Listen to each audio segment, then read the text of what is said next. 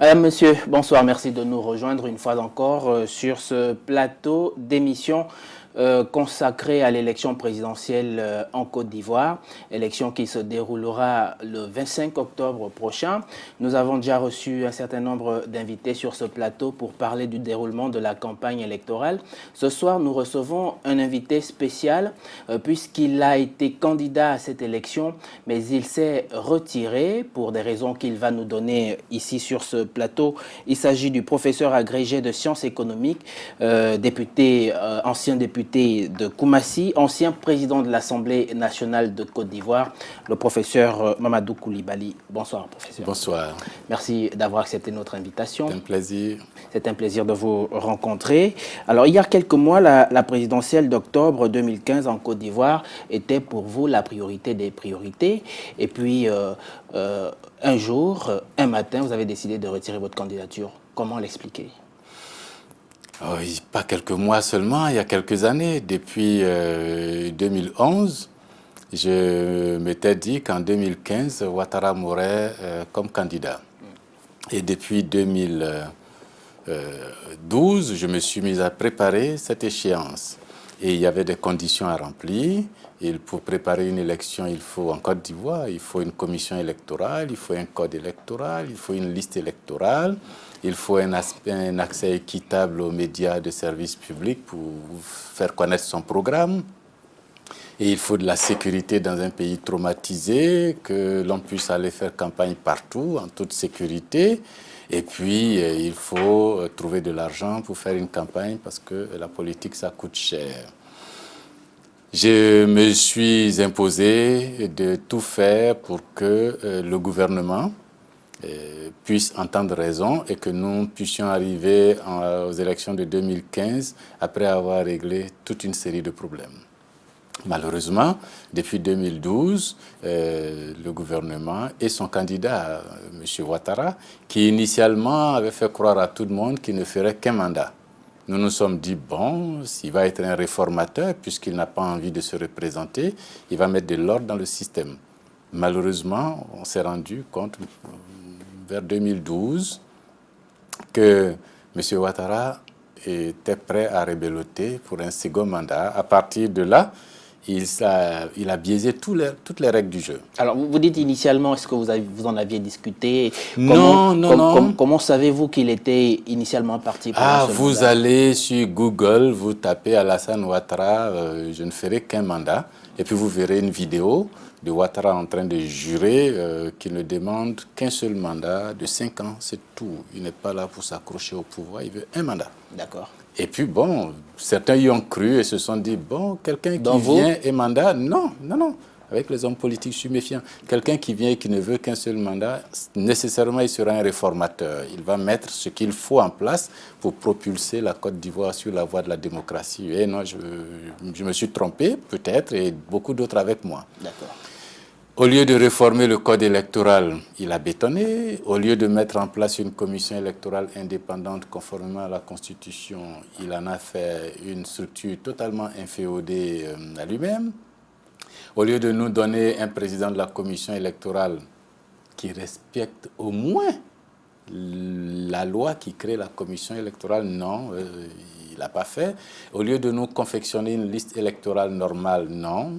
Il a attendu que 2012 passe, 2013, 2014, et c'est en mi-2015 qu'il s'est souvenu que pour gagner une élection, il faut quand même des électeurs et que la liste électorale pourrait être mise à jour. Et il donne 1 mois et demi aux populations ivoiriennes pour se faire enrôler.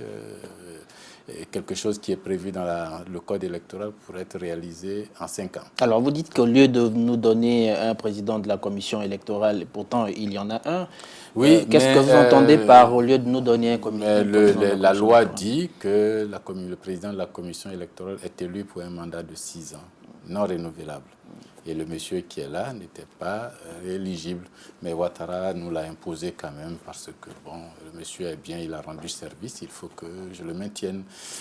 Et c'était illégal. Est-ce que cela faisait partie de l'ultimatum que vous avez lancé à Alassane Dramane Ouattara avant que vous ne vous retiriez avec la CNC? Cela faisait partie de tous les points que j'ai soulevés à toutes les réunions auxquelles j'ai pu participer dans le cadre du dialogue gouvernement-opposition. Et je me suis rendu compte que Ouattara ne voulait rien changer. Et même jusqu'à 48 heures de l'ouverture de la campagne, j'ai cru que ce monsieur venu de Washington quand même, hein, ce n'est pas un paysan ivoirien, c'est quelqu'un qui à l'époque se baladait dans les pays africains pour proposer la bonne gouvernance, la démocratie. On était avant la chute du mur de Berlin, on était dans la période des programmes d'ajustement structurel. Je me suis dit que le monsieur pouvait quand même pas venir créer une autocratie clanique là en Côte d'Ivoire en trichant avec toutes les règles constitutionnelles, législatives, réglementaires, même ses propres décrets qu'il signe, il ne les respecte pas. Jusqu'au terminus, quand j'ai vu qu'à 48 heures de l'ouverture de la campagne, il ne changeait pas, je lui ai dit quand même, c'est honteux quoi. Pour quelqu'un de son âge, connu dans le monde entier, chef d'État d'un petit pays qui n'a même pas la population de New York, et qu'il vienne se comporter en tyranneau de village, c'était inacceptable. Alors c'était l'occasion pour vous de rester candidat et de proposer, de faire une offre d'alternance aux populations ivoiriennes. Pourquoi vous vous êtes retiré? Il y avait, dans le jeu qui se joue là, il n'y a aucune offre d'alternance. Les dés sont pipés initialement. Si jamais, à la fin de ces élections, vous trouvez un autre vainqueur que Ouattara, c'est que alors c'est le miracle qui s'est produit en Côte d'Ivoire. Tout est fait pour qu'il gagne. Tout a été mis en œuvre.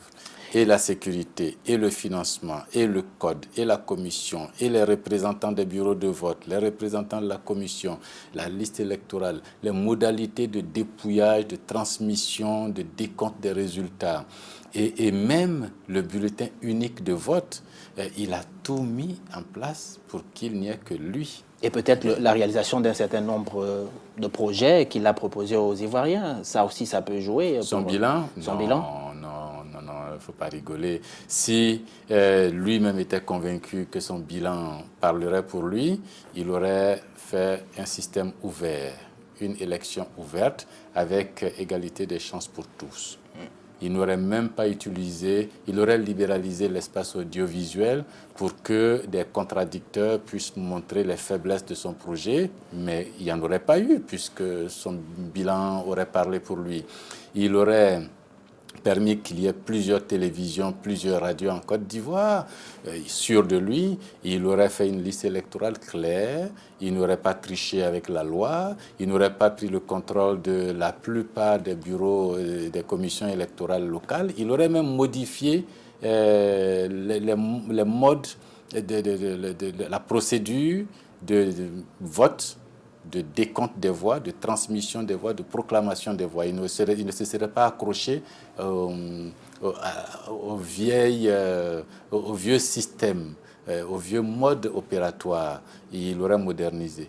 Mais le monsieur, il fait exactement ce qui a causé problème en Côte d'Ivoire en 2000 et en 2010. Alors, vous avez été interdit d'émission le 19 octobre, l'émission Face aux électeurs, Oui. à la radio publique, à la télévision publique, la RTI. Comment avez-vous apprécié cet acte? Sachant que vous n'étiez plus candidat. L'émission était réservée à tous les candidats. Avec joie, parce que je pense que ça a permis de montrer au monde entier la face cachée d'une dictature en herbe. Et ça fait 4 ans que j'explique à tout le monde que ce monsieur est un autocrate. Ça fait 4 ans que tout le monde me dit « Ah, mais son bilan parle pour lui, mais il travaille bien. » Je dis « Mais non, le tout, c'est pas faire des routes et des ponts. Le tout, c'est d'instaurer, d'implanter les règles démocratiques. » L'approfondissement de la démocratie, et personne ne me croyait. Et lorsque ce scandale arrive, que la RTI, parce que moi je suis candidat, tenez-vous bien, pas par une simple proclamation de ma part. Ça fait 5 ans que je dis que je veux être président de la République, que je veux être candidat, mais ça n'a pas fait de moi un candidat. Et j'ai dû déposer un dossier devant le Conseil constitutionnel, qui l'a analysé, qui a proclamé une liste de 10 personnes ayant rempli les conditions pour être candidat. Et puis, c'est une décision d'une juridiction supérieure de l'État qu'on appelle Conseil constitutionnel qui a dit oui, voilà, Mamadou Coulibaly est définitivement candidat. Ce n'est pas par un tweet que Mamadou Coulibaly est candidat. Ce n'est pas par une interview dans une chaîne de télévision que Mamadou Coulibaly est candidat. C'est une juridiction. Et puis, la RTI me dit hier, oui, mais on ne vous reçoit pas parce que l'émission est réservée aux candidats. Mais vous avez dit que vous n'étiez plus candidat, donc on ne vous reçoit pas. Et vous avez une décision du Conseil constitutionnel qui dit ça? Non, non, mais on a un tweet de vous, on a vu, vous avez sur différentes chaînes de radio, et puis nous, ça nous suffit, vous n'êtes plus candidat, on ne vous reçoit pas. Hier, on a assisté à une sorte de coup d'État. La RTI, comme exactement ça se passe dans les pays africains. Vous voyez, quand les militaires font des pushs, ils vont, la cible principale, assiéger la radio, la maison de voilà. la radio et de la télévision. Et c'est ce qui s'est passé hier à la RTI. On a vu un DG de la RTI proclamer que telle personne n'est plus candidate et que c'est lui qui l'a décidé. Le Conseil constitutionnel dit Mamadou Coulibaly est candidat. Non. Le DG de la RTI dit non, il n'est pas candidat et puis c'est fini, il ne passera pas à cette émission. Alors, je vais quand même vous reprendre là-dessus parce que vous étiez candidat lorsqu'on a établi ce programme, ce planning de passage à la télévision nationale. Oui. Vous avez déclaré vous-même ne plus être candidat. Je voudrais bien savoir quel est le message que vous avez voulu adresser au peuple ivoirien ce jour-là, pour cette tranche d'heure-là, alors que vous n'étiez plus candidat et donc vous étiez plus fondé à leur parler sur la base de l'élection présidentielle. Non, j'ai dit que face à la fraude organisée par Ouattara sur les 4 ans, face au bulletin unique qui est le condensé de cette fraude, face au non-respect de la loi et des règlements qui organisent les élections, je ne me sentais plus capable d'être candidat pour devenir président de la République. J'ai dit aux gens, je suis sur cette liste en tant que candidat pour devenir président de la République. Mais tel que je vois le jeu, je pense que je ne suis plus candidat pour être président de la République. Je suis maintenant candidat pour dénoncer la pratique qui est en cours. Je suis en campagne pour rappeler aux populations ivoiriennes la fraude qui est organisée, la tricherie qui est organisée et les appeler au boycott, les appeler à l'abstention. Mais c'est un droit constitutionnel que j'ai. Absolument, mais est-ce que c'est vraiment cette démarche que vous avez eue auprès des populations jusque-là? Jusque-là, partout où je suis passé, j'ai dit aux populations, voilà ce que Ouattara est en train d'organiser, la tricherie, la fraude. Ça va mal se terminer. Je continue de me battre en votre nom pour qu'il vous respecte et instaure une démocratie conforme au texte. Mais s'il ne respecte pas, soyez prêts à ne pas aller vous faire enrôler, soyez prêts à ne pas participer à ce vote, soyez prêts à boycotter ces élections. Et chaque fois, partout où je suis passé, j'ai insisté là-dessus. Et donc, face à la tricherie, j'ai décidé que, bon, moi, Mamadou Coulibaly, je n'irai plus en campagne pour dire aux gens, votez pour moi. Je vais aller en campagne maintenant pour dire aux gens, ne votez même pas du tout. C'est votre droit, boycottez ces élections, c'est votre droit, abstenez-vous, n'allez pas retirer vos cartes d'électeurs, restez chez vous, puisque le monsieur, il a monté tout son système de fraude. Tout ce qui va lui manquer, c'est l'alibi des électeurs. Il va vous utiliser pour valider une élection pour laquelle il est déjà donné comme vainqueur. N'allez pas. Et puis ça a marché. Et je serai allé à la télévision. Aussi, je vais à la télévision parce que j'ai saisi la haute autorité de l'audiovisuel qui, depuis hier, en début d'après-midi, est saisie, qui, me dit-on, du moins dans l'accusé de réception, son DG m'a rassuré que la haute autorité statuerait sur le cas. Je serai allé à la télévision, ce serait pour vendre aux populations ivoiriennes le rêve d'une modernité. le rêve de sortir de la pauvreté, non pas par l'aide internationale, non pas par la construction de routes et de ponts sur la dette, mais en résolvant les questions qui sont à la source de la crise ivoirienne, les questions foncières. Et là, vous commenceriez la campagne présidentielle de 2020 alors, puisque vous Non, n'êtes pas candidat. non, je ne suis pas convaincu qu'en 2015, là, nous passerions sans... Ouattara serait président sans une élection normale. Je n'ai pas encore vu ces élections-là se réaliser. D'accord. Je pense même qu'elles ne vont pas se réaliser. Mais alors... Je pense qu'elles ne vont pas se réaliser. D'accord. Mais alors, votre position aujourd'hui, est-ce que vous êtes sûr que les populations ivoiriennes vous comprennent bien? Est-ce que votre retrait de la CNC ne constitue pas une fissure importante pour ce groupement politique d'intérêt politique? J'ai entendu un de vos camarades le dire à la télé, que c'est un groupement d'intérêt politique. Est-ce que votre retrait ne constitue pas une fissure pour ce bloc qui avait à cœur d'apporter le changement? Non, la CNC avait été créée pour organiser la bataille pour l'obtention des conditions des élections. C'est ce que nous avons fait. Je ne me suis pas retiré de la CNC. Je ne me suis même pas retiré de la campagne. Je suis en campagne. Sauf que comme on n'a pas obtenu les conditions d'une élection démocratique, je suis en campagne pour dire aux électeurs ivoiriens n'allez pas voter. Exactement ce que la CNC cherchait à dire. Il ne faut pas qu'il y ait des élections avec mort d'homme ici. Nous ne boycotterons pas les élections, mais elles ne se feront pas dans les conditions normales. Et comme Ouattara n'a pas rempli les conditions et qu'il a refusé, je demande aux populations de boycotter. Est-ce qu'elles me comprennent? Vous vous rendez compte que la distribution des cartes d'électeurs est devenue une affaire scandaleuse, un os dans le pied et la gorge de Ouattara. Lui avait déjà gagné. Pour lui, il ouvre la campagne, il est seul à faire la campagne, il n'y a pas d'adversaire en face. Et puis il se rend compte que les populations ivoiriennes ne vont pas chercher leur carte d'électeur. Après plus d'une semaine d'appels auprès des populations ivoiriennes pour qu'elles aillent chercher les cartes, et ils ne sont pas arrivés à céder plus de 500 000 cartes d'électeurs sur 6 300 000.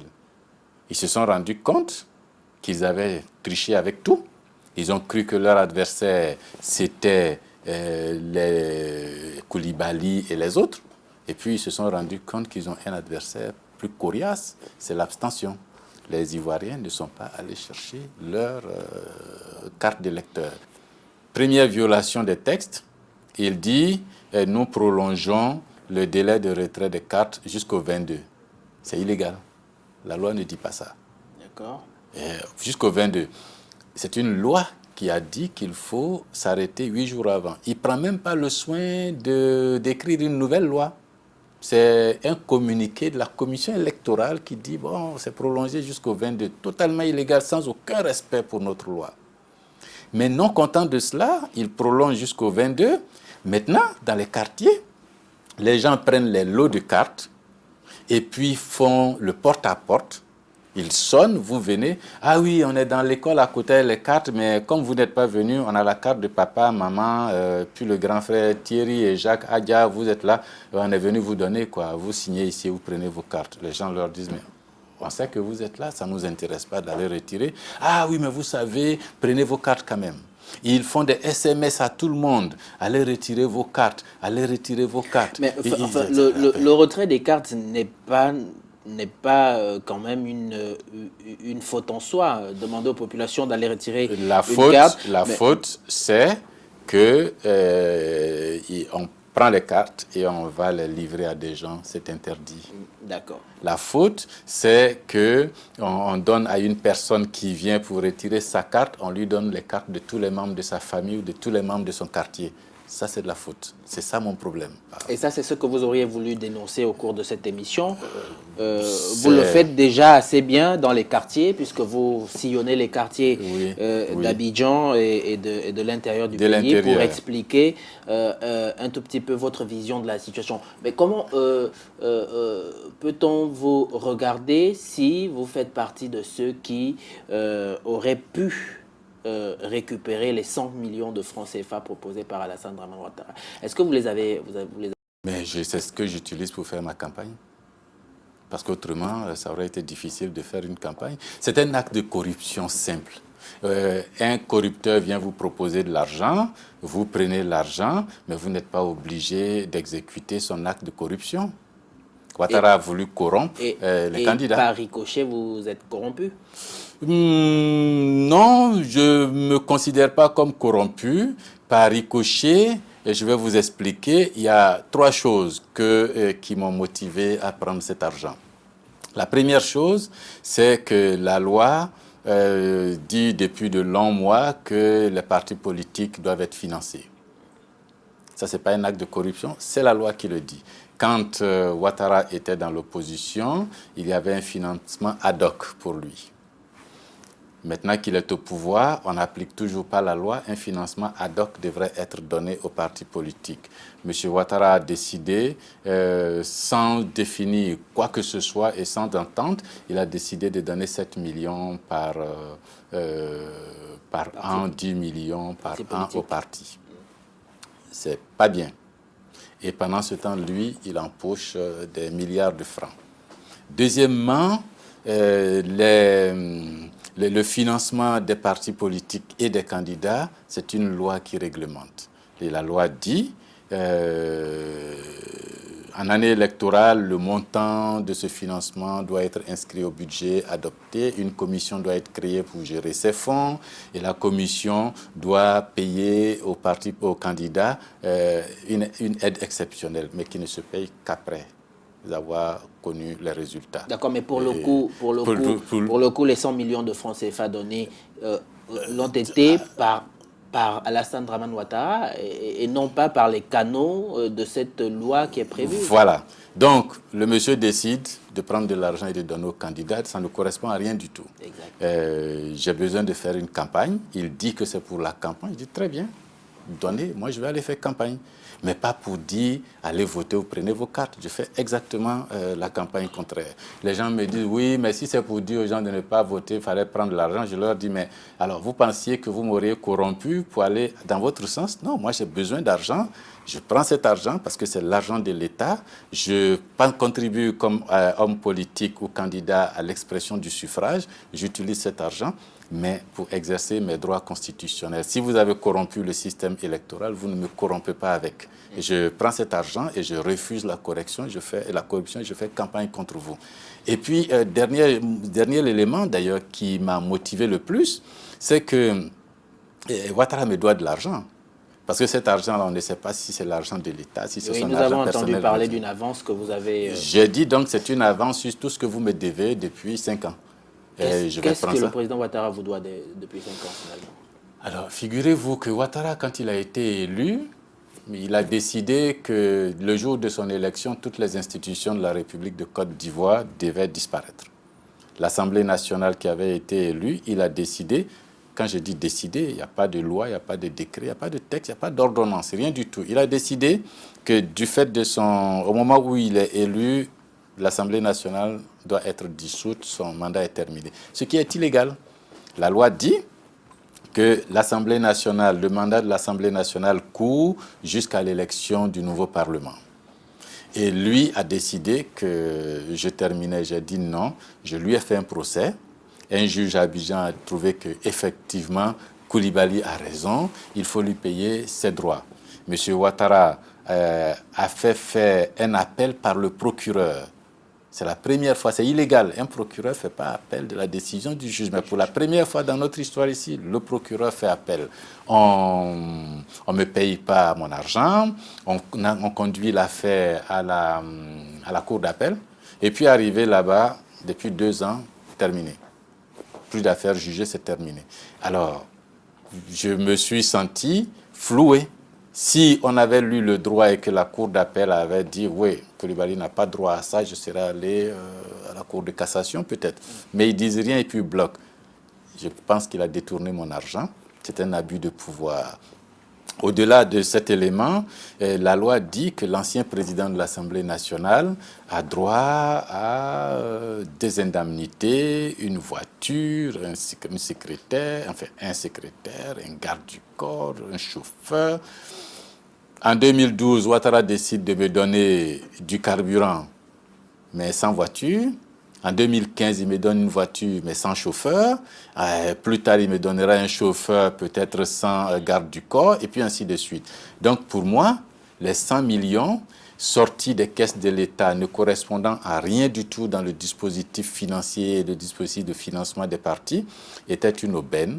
Je me suis dit, bon, c'est une avance que je prends sur ce que vous me devez, mais ne pensez surtout pas que vous allez me corrompre. Je vais utiliser cet argent pour amplifier ma campagne contre vous. Et c'est ce que je fais. Alors, à vous entendre parler, vous utilisez le champ lexical de la tricherie pour qualifier un tout petit peu ce que fait Alassane Dramane Ouattara et son gouvernement depuis le lancement du processus électoral en République de Côte d'Ivoire. J'ai, à ce moment-là, du mal à vous demander d'apprécier son bilan depuis son accession à la magistrature suprême, quand on sait que les instances internationales reconnaissent que la Côte d'Ivoire a fait un bond au niveau de la croissance, quand on sait qu'il y a des infrastructures qui sont sorties de terre en Côte d'Ivoire, il y a des choses qui ont été faites, qui sont reconnues par certains Ivoiriens ou une bonne partie d'Ivoiriens, par la communauté internationale. Quel est votre bilan, enfin, quel est votre regard sur le bilan d'Alassane Dramane Ouattara? Je pense qu'il en parle suffisamment lui-même déjà. Il dit qu'il est inattaquable. Oui, bon, il dit qu'il est inattaquable là-dessus. Bon, il faut qu'il soit un peu sérieux, quoi. Pour les organisations internationales, il ne faut pas trop insister et puis prendre pour argent comptant leur jugement. Hein. Ce sont les mêmes ici qui nous disaient que le programme d'ajustement structurel, c'était la seule chose qu'on pouvait avoir de mieux pour l'Afrique. Ça a été un fiasco, c'était Alassane Ouattara qui était au FMI quand il faisait ça, donc laissons tomber leur jugement. Regardons, qu'est-ce que vous allez prendre? Qu'est-ce qui est sorti de terre? Je vais prendre quelques exemples seulement dans le bilan. Prenons l'éducation, la rénovation des universités. Au début des travaux, sans appel d'offres, c'est déjà une faute. On attribue le marché à 40 milliards.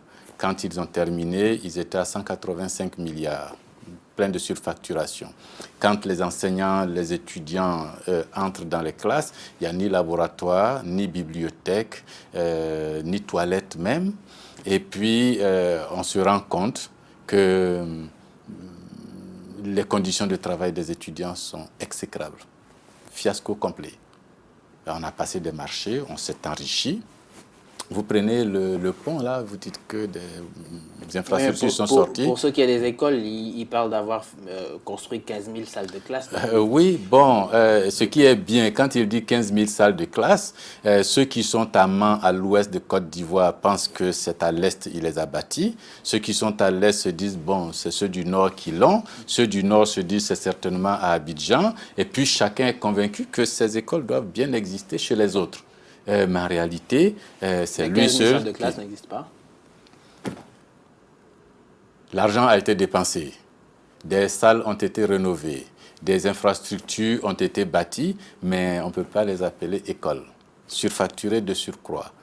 Vous prenez les routes qu'on nous fait là à Abidjan, vous voyez bien, des routes sont là. À la première saison des pluies, les nids de poules arrivent, surfacturés de mauvaise qualité. Vous prenez le troisième pont qui est là à Abidjan, 140 milliards de francs, avec un contrat qui pue la corruption. 100 000 voitures vont passer sur ce pont. Oui, on signe, mais si 100 000 voitures ne passent pas, la différence entre le nombre de voitures passées et les 100 000, vous, État, vous payez. C'est une bien belle façon de piquer des rétrocommissions. Et le financement... Est-ce que vous auriez la bonne foi de reconnaître que Alassane Dramane Ouattara a réussi à tel ou tel endroit, dans tel ou tel secteur? Oui, bon, c'est vrai, il faut lui reconnaître que depuis 1990, depuis 1993 du moins, quand il a quitté la primature, il faut lui reconnaître, et ça, je suis d'accord, il a tout fait pour rendre la Côte d'Ivoire ingouvernable, et sous Bédié, et sous Gbagbo.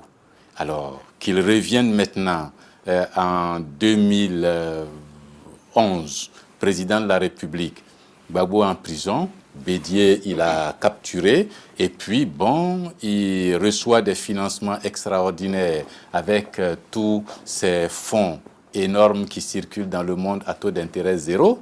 Il va les charger en quantité, et puis il vient faire du rattrapage.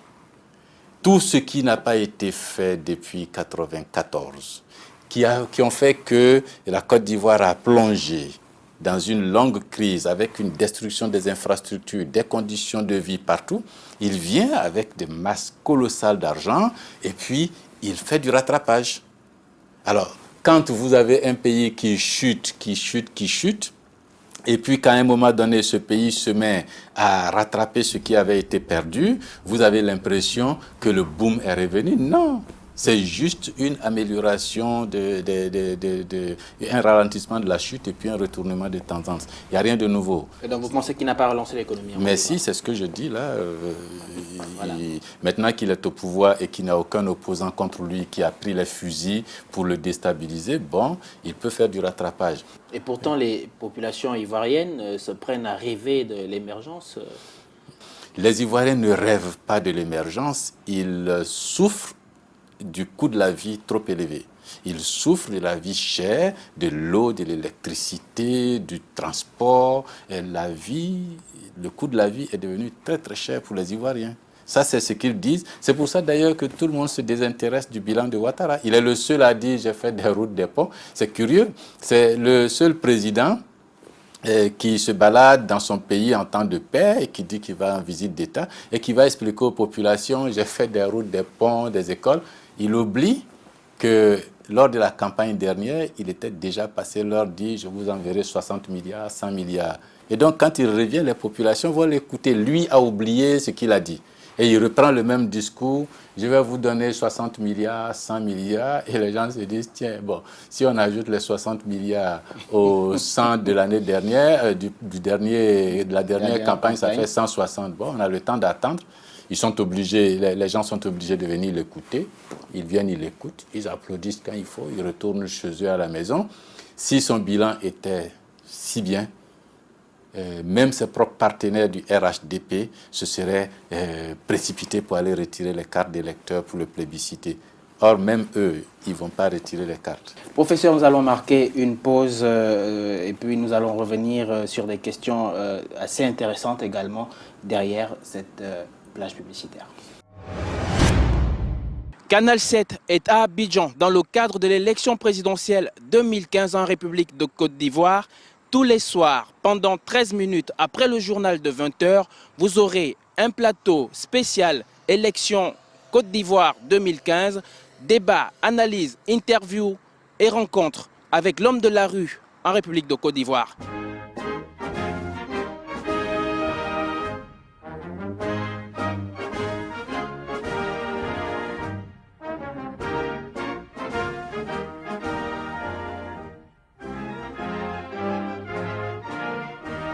Canal 7, l'Afrique autrement. Canal 7, un nouveau regard sur l'Afrique et sur le monde. Retour sur ce plateau, je vous rappelle que je suis avec le professeur Mamadou Koulibaly, ancien président de l'Assemblée nationale, qui a été candidat à l'élection présidentielle 2015, octobre 2015 en République de Côte d'Ivoire et qui a retiré sa candidature. Et c'est avec lui, depuis à peu près une quarantaine de minutes, que nous discutons ici sur ce plateau. Alors, professeur, avec quel recul regardez-vous les questions de réconciliation en Côte d'Ivoire? Le mot est très en mode actuellement dans le pays. Le regard de quelqu'un qui est très déçu parce que la réconciliation demande d'abord que l'on règle les problèmes fondamentaux des populations qui se sentent blessées, qui se sentent frustrées. Malheureusement, nous avons réduit la question de la réconciliation à la politique. Or, le fond c'est le foncier rural. La question de la terre, la propriété du sol. Et les conflits naissent toujours par des affrontements autour du sol, de la terre. On n'a pas traité. Et la crise et le fond du problème vient du fait que l'État de Côte d'Ivoire s'est proclamé propriétaire des terres de Côte d'Ivoire. Quand je regarde la réconciliation, je vois qu'on a plutôt essayé de créer des systèmes d'amitié entre des hommes politiques à grands frais, mais on n'a pas touché à la source des frustrations qui rendent les populations ivoiriennes facilement manipulables, instrumentalisables par les hommes politiques. J'aurais été, moi, responsable de ce pays, que je me serais préoccupé moins des destinées des hommes politiques, et je serais allé en milieu rural, j'aurais fait le cadastrage des terres, j'aurais donné les titres fonciers gratuitement aux populations. Et puis, chaque population ayant un titre foncier, les conflits, bon, les gens de l'Ouest ont pris nos terres, les gens de l'Est ont pris nos terres, les gens du Sud sont venus par-ci. C'est terminé. La terre devient propriété d'individus ou de familles. N'importe qui peut venir, on signe un contrat de location, de prêt, de vente, et puis il n'y a pas de conflit autour. On n'a pas fait. La réconciliation est venue du fait aussi que tout le monde se bat pour avoir son fils président de la République. Nous sommes un pays avec des dizaines et des dizaines d'ethnies, et lorsque chaque ethnie pense que son fils doit devenir président de la République, on se retrouve avec une élite politique qui instrumentalise l'ethnie pour en faire un bétail électoral. La réconciliation aurait voulu que l'on s'asseye et qu'on désincarne un peu le pouvoir politique et qu'on ne montre pas les hommes politiques comme les gens qui ont le plus réussi dans le pays. Que la politique ne soit pas la seule source de réalisation des hommes. Moi, j'aurais fait les réformes constitutionnelles pour supprimer le régime présidentiel ou hyper-présidentialiste fort qu'on a. À partir de ce moment-là, on n'a plus d'élections comme actuellement avec un homme qui va utiliser son ethnie et puis qui pousse contre les autres. Nous, c'est notre groupe, venez, c'est nous qui sommes présidents, jamais les autres ethnies ne doivent devenir présidents, non. J'aurais supprimé la présidence et puis dans le régime parlementaire, on aurait fait des élections législatives. Le groupe majoritaire à l'Assemblée aurait désigné son leader comme Premier ministre et puis on aurait rendu compte. Les populations auraient eu le sentiment en ce moment qu'il n'y a pas un des leurs qui est président, mais on est tous parlementaires et elles auraient vu le Premier ministre venir rendre compte et puis elles auraient demandé des comptes au Premier ministre. Ça aurait démystifié le pouvoir présidentiel. J'aurais regardé la réconciliation, je regarde la réconciliation avec regret parce qu'il y a eu des crimes. Il y a eu des blessures profondes, des destructions de vies humaines et de biens. Notre justice n'a pas été capable de punir les bourreaux, de réconcilier, comment est-ce qu'on dirait ça, de réhabiliter les victimes. Notre justice n'a rien fait, alors que des enquêtes ont prouvé que dans tous les camps, il y a eu bourreaux et victimes. Quand je regarde la réconciliation, maintenant, je tourne le regard, je vois qu'on n'a pas tiré les leçons, on n'a fait aucune réforme de l'armée, aucune réforme de la gendarmerie, aucune réforme du secteur de la sécurité, de la police. Je trouve ça regrettable. Du coup, il n'y a pas eu réconciliation. Bon, ben voilà, pas de justice, pas de règlement du foncier, pas de réforme de l'armée, et puis bon, il n'y a pas eu de réconciliation. Alors, l'ombre de Laurent Gbagbo plane inexorablement sur le processus électoral. Ben oui, il y a de quoi, oui. Aujourd'hui, alors, le fait qu'il soit jugé à La Haye, est-ce qu'il peut être positif pour le processus électoral? Je pense que c'est plutôt négatif pour le processus électoral parce que il y a de nombreuses personnes en Côte d'Ivoire qui ne vous diront pas si Gbagbo est criminel ou pas. Elles ne sont pas des juges, mais elles disent que Gbagbo est victime d'une injustice flagrante. Et il y a 3 armées qui se sont affrontées en Côte d'Ivoire. Il y avait l'armée régulière de Côte d'Ivoire qu'on appelait les FDS, Forces de défense et de sécurité, l'armée de l'État de Côte d'Ivoire. Gbagbo était président, chef d'État. Il y a eu 2 armées qui ont été créées. Une par Soro Guillaume, qu'on a appelée d'abord MPCI, et puis ensuite Forces Nouvelles, et puis après Forces Armées des Forces Nouvelles.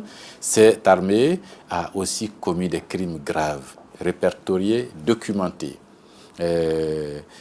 Beaucoup de gens en Côte d'Ivoire estiment que si le principe de la Cour pénale internationale, ce n'est pas de punir tous les criminels, mais de punir seulement les donneurs d'ordre, et que c'est à ce titre-là que Gbagbo Laurent est là-bas accusé, Soro Guillaume aurait dû être aussi, lui aussi, là-bas, parce que chef d'une armée qui a commis des crimes. Les gens sont très blessés et trouvent très injuste ce qui est arrivé et ce qui arrive à Gbagbo. Mais là, le Fatou Bensouda dit que la justice poursuit son cours et que tous les potentiels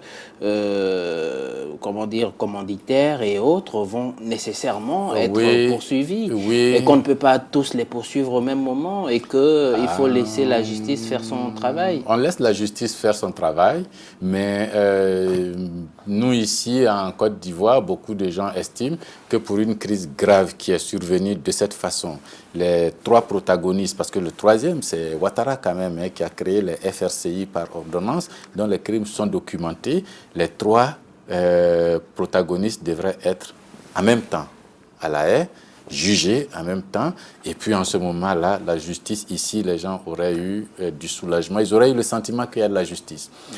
Madame Bensouda dit ce qu'elle dit, elle a peut-être raison, je ne suis pas juge, je ne suis pas procureur. Mais son prédécesseur, Ocampo, a quand même envoyé une lettre de félicitations à Soro Guillaume. Alors, comment est-ce qu'on peut croire encore en cette justice-là, lorsque le procureur de la Cour pénale internationale, au moment où de nombreuses personnes en Côte d'Ivoire ici se disaient si les raisons qui les ont poussés à arrêter Gbagbo sont valables, Soro et Ouattara vont y aller. Au moment où les gens pensaient ça, Soro publie une lettre de félicitations venue de Ocampo. Ça, c'est pour cela que des gens, même qui ne sont pas du parti de Gbagbo, dans l'opinion toute simple, que ce soit de Côte d'Ivoire, d'Afrique, chacun se dit non, ce monsieur, on l'aime peut-être pas, on l'aime peut-être, mais il est victime d'une injustice, c'est pas normal.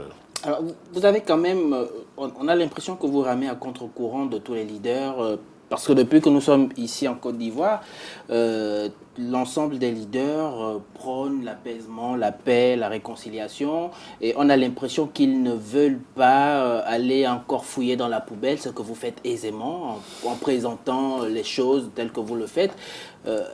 Est-ce que vous ne voyez pas que vous ramez à contre-courant, Non. Même si on voit bien que le pays est en train de se consoler de cette réconciliation en marche. Non, il ne faut pas présenter les choses de cette façon-là. Je ne fouille pas dans la poubelle, je suis sur les principes de justice et de l'état de droit. Il ne faut pas voir d'un côté les gentils qui aiment la paix, qui prônent la paix, qui courent après la paix, et puis moi, le méchant, qui tire sur la ceinture de la fermeture éclair, et puis qui ouvre, et puis qui montre à tout le monde les dégâts, les pourritures, tout ce qui est nauséabond. Il faut juste classer dans la classe politique ceux qui font le politiquement correct, l'hypocrisie, et puis le réaliste, le lucide, qui explique à tout le monde, vous ne pouvez pas faire un pansement sur une jambe en bois. Vous trompez personne. Moi, quand quelqu'un me dit qu'il a de la fièvre et que je prends un thermomètre, je lui mets sous l'aisselle, que le thermomètre me donne 40 degrés, et je me dis, le monsieur a la fièvre, je vais chercher des aspirines, ou bien je le prends, je vais à l'hôpital pour comprendre d'où ça vient. Ceux dont vous parlez, qui sont accommodes dans la langue de coton ou la langue de bois, le politiquement correct, eux cassent le thermomètre et puis écrasent au sol et puis vous disent, ça y est, c'est réglé. C'est le thermomètre le problème. Si vous n'avez plus de thermomètre, il n'y a pas de 40 degrés, mais ils ne soignent pas la fièvre. Mon problème, c'est qu'il faut soigner la fièvre. Vous avez été aux affaires pendant près une dizaine d'années. Hein. Est-ce que vous arrivez à dégager votre part de responsabilité dans J'ai été le la situation de la Côte d'Ivoire? J'ai été le premier, peut-être le seul qui le fait. Vous demandez à tous les gens de la classe politique, ils vont s'accuser les uns les autres. Moi, depuis toujours, j'ai dit à tout le monde, j'ai ma part de responsabilité là-dedans et je l'assume pleinement. Je dis publiquement ce que je n'ai pas pu faire, ce que je voulais faire et que je n'ai pas réussi à faire. Il y a des choses que je suis arrivé à faire. J'étais ministre des Finances sous la transition. La Côte d'Ivoire était sous sanction, les bailleurs de fonds ne voulaient pas donner 5 francs. Et je suis arrivé à organiser les élections sur nos fonds propres. J'étais à Marcoussis avec un complot dont on voit aujourd'hui tous les contours pour suspendre la Constitution. Toute la classe politique trouvait que c'était bien. J'ai pris ma responsabilité. Pour moi, c'était un coup d'État et c'était inacceptable. J'étais président de l'Assemblée nationale. Quand il y a des trafics, d'influence, des mauvais comportements dans les concours et examens de l'État, en tant que député chargé du contrôle de l'action gouvernementale, j'ai dénoncé, j'ai pris mes responsabilités. J'ai réussi souvent. Parfois, je n'ai pas réussi. Ministre des Finances, j'ai poursuivi les fraudeurs qui avaient des entreprises qui avaient 5-6 comptabilités, qui fraudaient surtout. Je suis allé les arrêter et je les ai conduits devant la justice. J'étais fier de moi quand la justice m'a prononcé un non-lieu parce que bon, les gens sont allés récupérer de l'argent. Je n'ai pas réussi, je n'ai pas tout réussi dans cette carrière politique, mais je regrette rien de ce que j'ai fait. Je dis à personne, c'est votre faute, non. Je prends mais une fois que j'ai fait ça, que j'ai pris ma part de responsabilité, ne me demandez pas de caresser les autres avec, dans le sens du poil. Je me plais à leur montrer sans hypocrisie que derrière ce qu'ils montrent, ce qu'on voit, il y a beaucoup de choses qu'on ne voit pas. Et pour ce qui concerne les affaires publiques, je trouve ça nauséabond. Alors, ça va peut-être être votre mot de la fin. Vous avez été candidat, mais vous n'avez pas pris, vous ne prendrez pas part à cette course. Qu'est-ce que vous auriez voulu proposer comme projet de société aux populations ivoiriennes? La réforme de l'État, moderniser l'État, en finir avec le régime parlementaire, l'emploi pour les jeunes, supprimer tous les monopoles, le monopole sur l'eau, le monopole sur l'électricité, le monopole sur le médicament, le monopole sur le carburant, et j'en passe. Je trouve inacceptable que dans un pays pauvre, il y ait un seul producteur d'eau, un seul producteur de courant, une seule télévision nationale, une seule centrale d'achat de médicaments. Pour les plus âgés, j'aurais fait une réforme de la retraite pour instaurer un système de retraite par capitalisation pour que les gens puissent épargner eux-mêmes. Et les fonds épargnés sur de longues périodes m'auraient permis d'avoir une épargne domestique forte. Et cette épargne domestique forte aurait permis à des hommes d'affaires locaux d'avoir accès à des crédits risqués, pas des crédits courts là, mais des crédits plus longs. Et si nos hommes d'affaires sont capables d'avoir des crédits risqués, ils peuvent créer un partenariat plus solide avec d'autres hommes d'affaires de l'extérieur. Et puis par les joint ventures, ça se passe ce partenariat privé-privé. J'aurais fait des réformes sur la tarification, sur les impôts, pour que une industrialisation se fasse sur la base de la production locale et un transfert de technologie pour qu'il y ait des champions, des hommes d'affaires qui s'enrichissent. Dans la réforme sur le foncier que je fais, j'aurais donné et la terre, et le sol et le sous-sol aux populations ivoiriennes. Vous creusez un puits chez vous, si c'est de l'eau que vous trouvez, c'est à vous. Si c'est du diamant que vous trouvez, c'est à vous. Si c'est de l'or, c'est à vous. Aujourd'hui, l'État vous reprend tout ça, je trouve ça injuste. Pour les entreprises elles-mêmes, j'aurais abandonné le système de l'impôt progressif qui, chez nous ici, à 12 ou 13, 14 tranches d'impôts, j'aurais supprimé et j'aurais mis une seule taxe, un seul impôt à taux fixe. Et puis tout le monde aurait payé le même taux. Pour la santé, j'aurais consacré, conformément aux engagements de notre pays dans l'Union africaine, 15% du budget pour la santé. Mais avec une clause, ni moi, le président de la République, ni ma famille, ni les membres du gouvernement et leurs familles, ni les députés, en tout cas, tous ceux qui vivent de l'argent public, tous seraient restés ici en Côte d'Ivoire se soigner. Est-ce que vous ne pensez pas que vous laissez un tout petit peu vos électeurs sur leur faim avec le programme que vous venez de décliner? Ils auraient peut-être eu envie de voir tout ça se matérialiser à partir de 2015. J'ai pris le temps de leur expliquer, parfois individuellement, parfois par mail, parfois par SMS, que ces élections telles qu'elles sont organisées, même si vous vous étiez mobilisé à 200 000, 300 000, 500 000, 1 million pour moi, je n'aurais pas pu profiter de vos voix parce que tel que le système est fait par Ouattara, toutes ces voix auraient été marquées chez lui. Je n'en aurais pas profité parce que le mode opératoire est tel que c'est Ouattara qui doit gagner. Il l'a dit, c'est programmé, c'est comme ça, il n'y a rien à faire. Il ne peut compter que sur la tricherie. Ce que je démystifie maintenant avec ma campagne pour le boycott, ma campagne pour, comment est-ce qu'on appelle ça, l'abstention, bon, ce qui le choque d'ailleurs, mais c'est une façon de lui enlever l'instrument de triche. Vous avez déjà gagné par le système de tricherie que vous avez mis en place, mais l'abstention est un adversaire auquel vous n'avez pas pensé. Et aujourd'hui, Ouattara n'a plus pour adversaire les 9 autres candidats qui sont sur la liste, il a pour adversaire l'abstention. Voilà, mesdames, messieurs, c'est la fin de cette émission. On va remercier le professeur Mamadou Coulibaly d'être arrivé sur ce plateau. Merci vraiment d'avoir accepté notre invitation. Je rappelle que le professeur Coulibaly est agrégé de sciences économiques. Il a été ancien ministre des Finances. Il a été ancien président de l'Assemblée nationale. Il est chef de parti, président de Leader. Merci donc d'être venu sur ce plateau. Merci à vous d'être restés nombreux devant votre petit écran pour suivre ce numéro spécial élection présidentielle 2015 en Côte d'Ivoire. Bonne soirée à tous.